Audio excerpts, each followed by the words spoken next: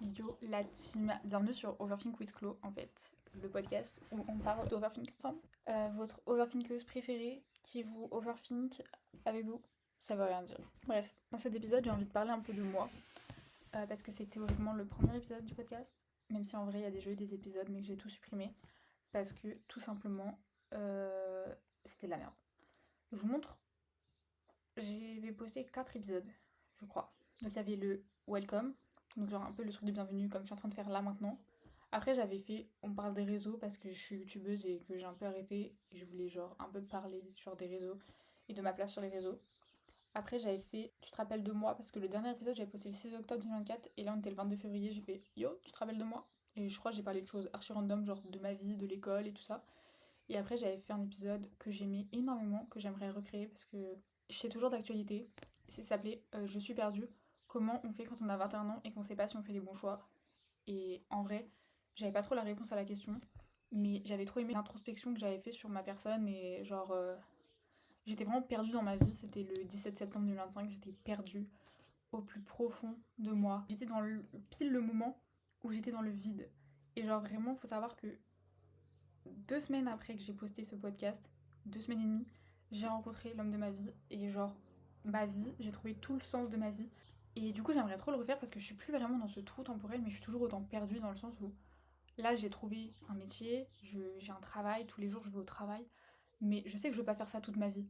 Donc, je suis toujours perdue dans le sens où la vie c'est compliqué et que bah même à 22 ans, c'est dur en fait. Ça fait une longue introduction, mais on va aller dans le plus dans les détails.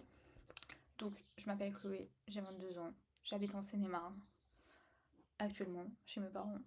Mais j'ai habité 2 ans et demi à Angers, la meilleure ville de France. J'ai beaucoup de passions dans la vie. Genre vraiment beaucoup. Et je pense que je vais commencer par les passions parce que c'est genre ce qui m'anime au quotidien. Pour ceux qui sont sur le format podcast, vous pouvez pas voir ce que je vais vous montrer. Mais ceux qui sont sur YouTube et sur TikTok, vous pouvez voir. Et j'ai derrière moi un mur rempli de posters et de choses qui montrent littéralement tout ce que j'aime. Donc on va, je vais vous décrire tout, comme ça les gens du podcast sur Spotify vous pouvez comprendre et les gens de YouTube vous allez voir. J'ai beaucoup de posters déjà. Avant j'avais pas autant de posters dans ma chambre, c'est quand je suis partie habiter à Angers, j'avais des murs blancs, un appartement des 18 mètres carrés, des murs blancs, j'ai fait il faut absolument que je mette des posters. Je vais déprimer dans cet appart. J'ai déprimé dans cet appart bien évidemment. J'ai énormément de choses parce que j'aime énormément de choses différentes. Mais en vrai tout se regroupe un petit peu je trouve. En général, mes passions, c'est le sport auto-moto, la musique, les avions, les livres, la photographie, c'est le plus gros de la passion, on va dire. Donc là, j'ai une étagère, j'ai des livres, des films d'avions, de voitures, Le Mans 66, Top Gun Maverick, c'est honnêtement mes films préférés du monde entier. Vraiment, je peux crever pour ces films. J'ai les DVD, mais en fait, je n'ai jamais regardé les DVD, mais au cas où ils disparaissent d'internet, j'aurai toujours les films. Un drapeau BM, des Lego. J'ai encore d'autres Lego là.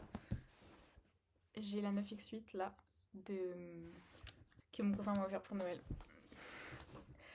C'était mon rêve de l'avoir. J'ai un portrait d'Ayrton Senna qui est genre qui m'accompagne depuis beaucoup trop longtemps. J'étais au lycée quand il était à ma maman, dans la chambre de ma maman quand elle était petite. Et quand j'étais au lycée, c'était une période très compliquée de ma vie. En gros, j'ai redoublé ma première. Donc, ce qui s'est passé, c'est que je suis allée au lycée, dans mon lycée de secteur, j'ai fait ma seconde et ma première, et ça se passait très très mal, parce que déjà je suis pas quelqu'un de scolaire. Et en plus de ça, genre, je me sentais très très mal dans ce lycée, je me sentais très très mal dans ma peau, et je me sentais très très mal, je savais pas quoi faire dans ma vie. J'avais pris les SP maths, physique, SVT, et je savais pas quoi faire avec. J'avais pas envie, c'était pas des choses que j'aimais. Genre, si j'aurais devrais rechoisir mes SP actuellement, j'aurais pris art, anglais et sûrement un truc du genre SES. Je pense que ça aurait été mes 3 SP. Et j'aurais tège la SES et j'aurais gardé art et anglais, enfin LLCE, en terminale.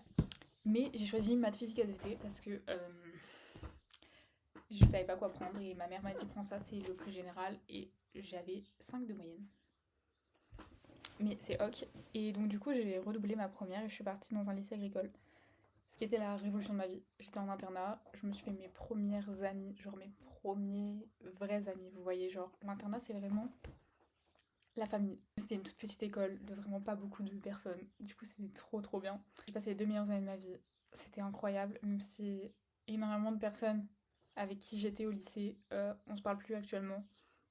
Moi, je pense encore à tout le monde et honnêtement, j'aime encore tout le monde énormément. Ça changera rien que ces 2 années c'était incroyable et que même si maintenant on a tous pris des chemins différents, bah on a tous eu ces 2 années. Et ensuite, je suis partie à Angers, du coup, comme j'ai pu vous dire, et j'ai passé 2 ans et demi à Angers.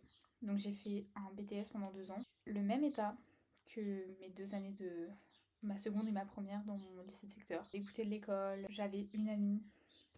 J'étais mal mentalement, mal physiquement, mal partout. J'avais personne, j'étais seule de fou. Et même si le diplôme que j'ai choisi de faire m'intéressait énormément, bah j'arrivais pas à me mettre dedans parce que juste j'étais totalement déprimée par la vie en fait. Je savais pas quoi faire de ma vie, je trouvais aucun sens à ça.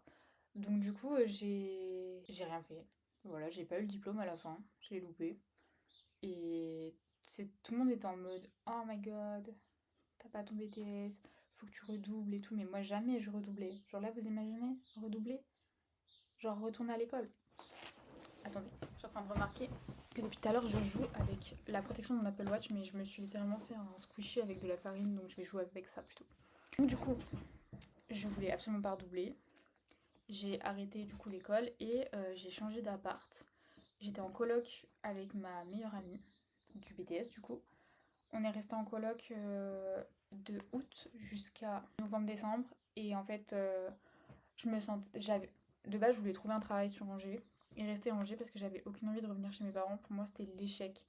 Parce que j'avais réussi à partir et à avoir mon chez-moi, à habiter seule, à avoir ma vie, d'être indépendante. Je me suis dit, je vais trouver un taf à Angers, je vais bosser à Monoprix, on s'en va les couilles et genre j'aurai de l'argent et juste j'habiterai à Angers. Sauf que mentalement j'allais très très très très mal, il y avait beaucoup de choses dans ma vie qui se passaient. J'ai perdu des personnes très importantes pour moi à l'époque. J'étais totalement perdue dans ma vie. J'étais très perdue, je savais plus qui j'étais totalement perdue. J'ai recommencé les live Twitch et ça m'a sauvé la vie. Genre vraiment. Parce que j'étais tellement déprimée de pas trouver de sens à ma vie, de pas savoir quoi faire, j'avais pas la force de chercher un travail parce qu'en fait j'avais peur d'être adulte. J'avais peur d'avoir un travail, j'avais peur d'avoir des responsabilités, j'avais peur de décevoir mon entourage, j'avais peur de tellement de choses. Et j'ai fait des lives sur Twitch, j'ai rencontré des personnes incroyables, dont mon copain. Ça, on en reviendra plus tard. J'ai la flemme de faire tout un monologue sur mon copain alors que genre je passe ma vie à parler de lui. Et du coup, courant novembre, j'ai eu des problèmes familiaux. J'ai dû rentrer chez mes parents. Je restais beaucoup ici et je repartais quelques temps à Angers et je revenais. Et en décembre, ça devenait très très compliqué. Mes parents, ils voulaient absolument que j'ai un travail parce que bah du coup, je vivais littéralement avec l'argent de mes parents. Ils étaient là en mode bah Chloé, on va pas te payer un appartement à Angers pendant tout ce temps-là. Si tu trouves pas de travail, tu vas rentrer. Et au final, c'était plutôt mon choix de rentrer. Ils m'ont pas vraiment forcé à rentrer. Ils mettaient juste la pression en mode bah trouve un travail. Et moi, j'étais là en mode bah je pense que je vais juste rentrer. Du coup, j'ai déménagé. Ensuite, les problèmes familiaux ont continué, mais ça c'est autre chose. J'ai perdu ma grand-mère, ce qui a été très très très compliqué parce que bah c'était pas quelque chose auquel je m'attendais à ce moment-là parce que c'est arrivé très brutalement et donc c'était très très compliqué et j'étais très heureuse d'être revenue ici et qu'on soit genre tous liés en famille et que je sois pas à 400 km parce que ça faisait 2 ans et demi que j'étais loin, que je voyais mes grands-parents toutes les 3 semaines, que je voyais plus personne. Enfin, je suis vraiment la fille qui aime partir loin de la famille, mais aussi la fille très famille. Je suis un peu contradictoire dans la personne que je suis parce que j'aime ma famille plus que tout au monde. Et pour moi, la famille, c'est avant tout. C'est number one priority dans la vie. Et j'ai trouvé un travail, littéralement, direct, en revenant ici. Et du coup, je travaille dans une ferme, juste parce que c'est la photo la plus rapide que j'ai. Dans une ferme de vaches laitières, enfin vraiment pas loin de chez moi. Et bah, ça fait du coup depuis début janvier, depuis le 5 janvier, que je travaille officiellement. Et je suis très très heureuse, ça se passe très très bien. J'adore mon travail, j'adore les vaches, ça correspond aux études que j'ai fait. J'ai pas eu mon diplôme, mais moi, je gère 80 vaches laitières. Non, je rigole. C'est pas vrai, c'est pas vrai. Je suis juste salariée, je suis pas la boss. Mais voilà, en fait, c'est vraiment cool d'avoir un travail où t'as une passion, tu travailles dans la passion. Je sais que je veux pas être salariée agricole toute ma vie, mais je suis née dans le monde agricole, mes parents sont agriculteurs. Nous, on n'a pas d'animaux, mais bientôt, je ramène les animaux sur la ferme. Mais bref, tout ça pour dire que j'ai 22 ans, j'ai un travail. Si on vous disiez ça à la Chloé du 22 mai 2025, elle serait là en mode quoi? Genre, je pense que je serais vraiment choquée de la personne que je suis actuellement parce qu'il y a un an, jour pour jour, on va dire jour pour jour même si c'est pas jour pour jour c'est pareil, j'étais tellement perdue, j'étais tellement dépendante de personnes qui étaient tellement toxiques pour moi, mais pour autant j'étais dépendante à ces personnes-là. Et aujourd'hui je suis détachée, totalement détachée de toutes ces personnes-là. J'ai l'amoureux le plus incroyable du monde, et même si c'est compliqué parce qu'on est en relation à distance, c'est que c'est dur de gérer la distance, genre on sous-estime trop. On dit l'amour ça suffit, l'amour ça suffit, l'amour ça suffit pas. C'est dur les relations à distance et c'est pas parce qu'on est fou amoureux qu'on va tenir la relation à distance. Faut savoir que je deviens folle quand ça fait trop longtemps qu'on s'est pas vu. Là on s'est pas vu depuis un peu plus d'un mois, un mois et une semaine à peu près. J'ai l'impression que ça fait 4 ans qu'on s'est pas vu. Ça fait même pas 4 ans qu'on se connaît. Mais c'est pas grave, c'est comme ça, c'est la vie. Et c'est ce que je disais à mes copines en leur racontant, je leur disais mais en fait genre ok je souffre, ok c'est dur, ok on souffre même, mais genre on peut pas précipiter les choses et genre emménager ensemble maintenant alors que ce sera pas idéal. Alors que si on attend, ce sera bien mieux pour notre futur et que genre on aura un futur beaucoup plus sain entre guillemets, mais dans le sens où moi je travaille, j'habite chez mes parents, j'ai presque pas de dépenses donc j'économise de fou. Genre mon épargne elle fait comme ça là. Genre c'est trop satisfaisant de se dire genre là je suis en train d'économiser pour ma vie future avec l'amour de ma vie.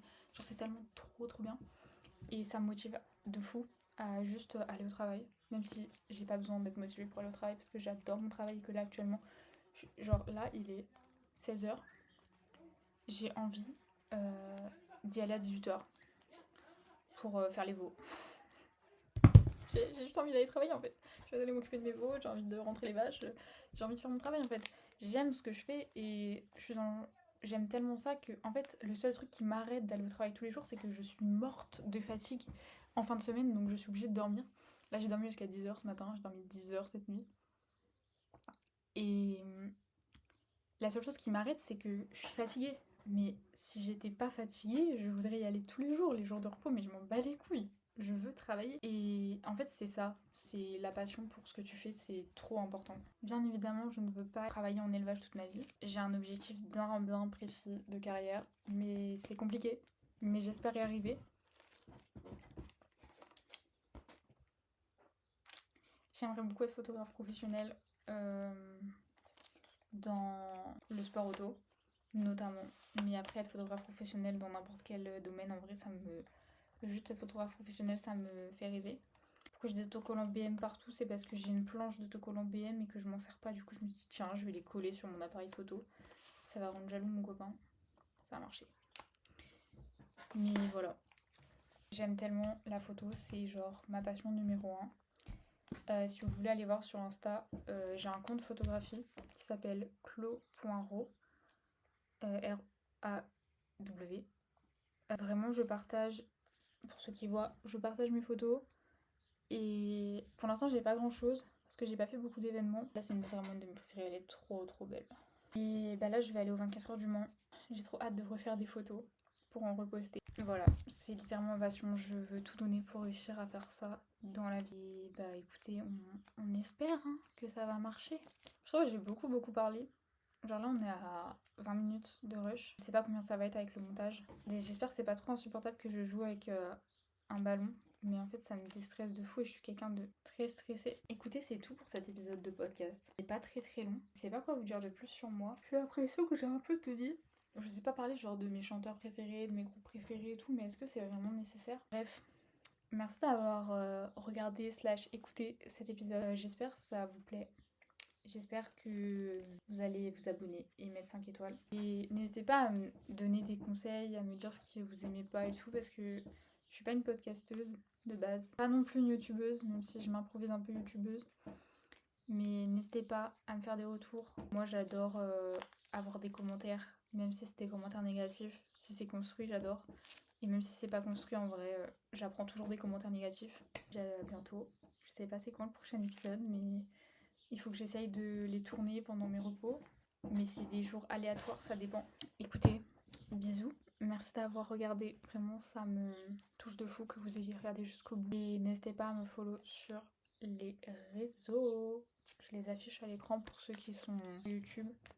Et pour les autres qui sont sur Spotify, c'est dans la description du podcast. N'hésitez pas à poser des questions sur moi aussi.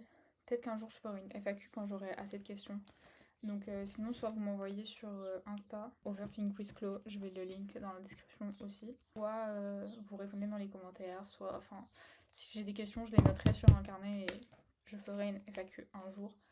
Mais bon, je pense que je suis pas assez une star pour faire une FAQ, donc je vais juste faire ma gueule et vous dire à bientôt!